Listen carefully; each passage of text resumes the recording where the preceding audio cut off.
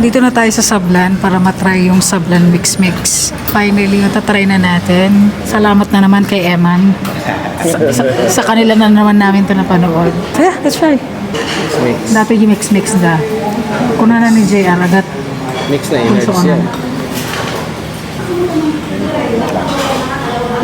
May laman din pala.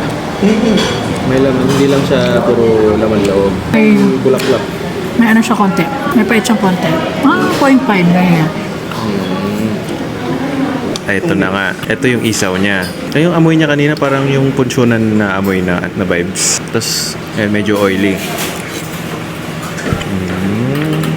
Yeah. Subtle lang. Yung bite niya parang wala nga eh. Almost wala. Maalat-alat. Parang soy sauce. Parang gano'n yung pinanimpla. Namamantika. Na gusto ko yun. Oily. Lambot. Meron siyang laman din. Laman taba. Innards at lalok. May din, bulaklak. Isaw. Pero hindi siya yung klase. Yung malutong na mix-mix na klase. Hindi siya yung ganun. May nakatikim na tayo ng ganun eh. Tapos syempre, Ikanto mo kung bakit ka nag-crave ng ganyan. Hindi kasi galing kami ng Robbie and RB. Tapos kumain kami ganyan ng lechon manok tsaka ng liempo. Eh, ang best partner nun, balatong.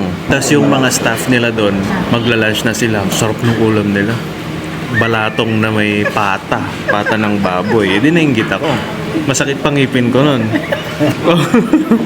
Medyo sumasakit na nga yung ngipin ko. Sasakit na rin ngipin mo. Eh sabi ko, nakakita ko ng munggo nila. Eh di, fire. Gagaling na sakit ng ngipin mo. Oo, yung sarap yung munggo nila.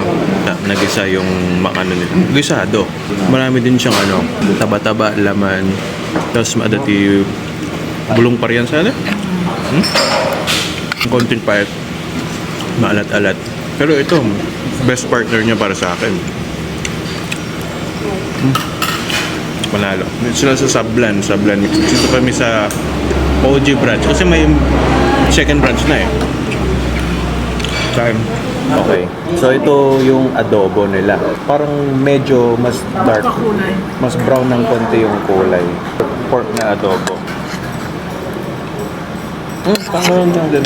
Medyo may pait lang dito no, yung sauce niya.